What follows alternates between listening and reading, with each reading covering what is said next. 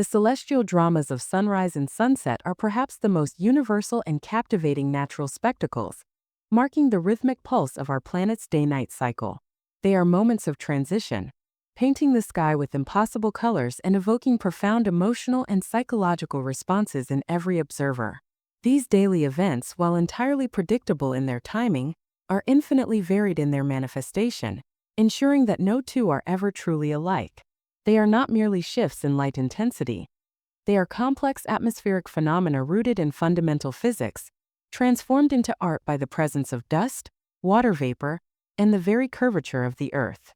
At its core, the beauty of both sunrise and sunset stems from the phenomenon of scattering, specifically Rayleigh scattering. During the day when the sun is high, its light travels a relatively short distance through the atmosphere. Atmospheric molecules, primarily nitrogen and oxygen, are highly efficient at scattering the shorter, bluer wavelengths of light, distributing them across the sky, which is why we perceive the daytime sky as blue. However, at dawn and dusk, the sun sinks close to the horizon. The sunlight must now pass through a far greater thickness of the atmosphere, often traversing hundreds of miles more air than at midday. This extended journey is the secret to the vibrant colors. As the light travels this immense distance, the shorter wavelengths, the violets and blues, are almost completely scattered and filtered out by the time the light reaches our eyes. What remains are the longer, less easily scattered wavelengths, the reds, oranges, and yellows. These are the colors that dominate the horizon, creating the fiery palette we adore. The intensity and richness of this palette depend entirely on the atmospheric conditions. A sunset often appears more dramatic and intense than a sunrise due to factors unique to the end of the day. During the daytime, human activity, traffic, industrial processes, and natural phenomena like forest fires or dust storms inject millions of microscopic particles, aerosols, into the lower atmosphere. These particles, which are larger than the nitrogen and oxygen molecules responsible for Rayleigh scattering, cause a secondary effect called miascattering. Miascattering is less selective and enhances the overall brightness and saturation of the sunset colors, often contributing to deeper reds and purples. Furthermore, the air near the ground is typically warmer and more turbulent during the day, carrying more dust and pollutants up to the higher altitudes where they catch the last light. A clean atmosphere will yield lovely yellow and orange hues, but a slightly dirty atmosphere is what truly produces the spectacular, deep reds and crimsons that set the sky ablaze. The sunrise, conversely, often exhibits a softer, more delicate beauty. The air is typically calmer and cooler after the night, and pollutants have had time to settle or dissipate, leading to a clearer, less turbulent sky. The light tends to be dominated by gentle pinks, soft roses, and subtle pastel colors that gently grade into the blue overhead. It is a beauty characterized less by fire and drama and more by a sense of fresh clarity and promise. The transition itself is the art. The moment the first sliver of the sun, distorted into an oval by atmospheric refraction, pierces the horizon, turning the gray pre-dawn air into a breathtaking kaleidoscope. This is the moment of alpenglow, where distant clouds or mountain peaks are briefly illuminated with a striking reddish-pink light before the main sunrise. Beyond the colors, the beauty is amplified by the presence of clouds. Clouds act as giant three-dimensional projection screens for the light. High-altitude clouds like cirrus or cirrostratus are illuminated first at sunset and last at sunrise, catching the deep reds and reflecting them down. Low, puffy cumulus clouds close to the horizon can block the direct light but act as powerful reflectors, catching the intense oranges and creating a dynamic contrast of shadowed bases and brilliant, illuminated edges.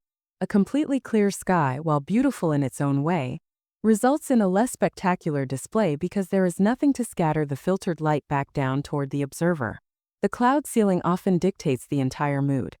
A low ceiling might trap the color close to the horizon in a blazing band, while an arrangement of scattered clouds can turn the entire visible dome of the sky into a tapestry of graded hues. The optical illusion of the large sun is another element of their aesthetic power. Both at sunrise and sunset, the sun appears significantly larger than when it is overhead. This is known as the moon illusion, since it affects both the sun and moon near the horizon. While the atmosphere refracts and distorts the shape of the sun, the perceived magnification is a psychological effect, a trick of the brain comparing the sun against nearby terrestrial objects like trees, buildings, or hills, which act as visual anchors. The sight of that massive, seemingly closer orb of fire dipping or rising adds a feeling of immense scale and intimacy to the spectacle. Culturally and emotionally, the beauty of these moments is transformative. Sunrise represents new beginnings, hope, and rejuvenation.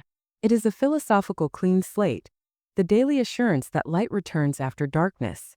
Historically, cultures have revered the rising sun, from the Egyptian sun god Ra to the Japanese concept of the rising sun as a national symbol. It is a call to action, the start of work, and the energy of the coming day. To witness it is to engage in a moment of solitary contemplation, a brief pause before the bustle of the day begins, inspiring artists, poets, and thinkers through the millennia. Sunset, conversely, carries the weight of conclusion, reflection, and tranquility. It signifies the end of labor, a time for gathering, and a moment to reflect on the day's activities. The beauty of the fading light often stirs feelings of wistful melancholy, a gentle letting go of the hours past. The transition from the warm, vivid hues of the western sky to the deepening twilight and the emergence of the first stars in the east is a peaceful descent into the mystery of night. It is a moment of shared, communal experience, often drawing people together to watch the day gracefully retire. The phrase golden hour in photography captures the quality of this light, a soft, warm, diffused illumination that is universally flattering and highly evocative, adding a magical quality to the landscape. The beauty is further enhanced by the light's interaction with the landscape. Water bodies such as oceans, lakes, and rivers become mirrors, reflecting the entire spectacle and doubling the effect. Mountainsides, canyons, and urban skylines provide silhouettes, starkly contrasting the darkness of the foreground with the brilliance of the background. The low angle of the sun casts long, dramatic shadows that stretch and distort familiar objects, creating a sense of drama and scale. In the end, the captivating beauty of sunrise and sunset is a perfect confluence of physics, meteorology, and human psychology. It is the simple yet profound act of witnessing the Earth's orbit and rotation made visible through the lens of our atmosphere. These daily events are freely accessible masterpieces, reminding us of the dynamic, ever-changing nature of the world and offering a reliable, universal moment of awe that transcends language and culture. The profound impact of these atmospheric transitions is also measurable in how they affect natural soundscapes. The time just before sunrise, the crepuscular period known as the blue hour or dawn chorus, is often the loudest time in the natural world, particularly in temperate zones.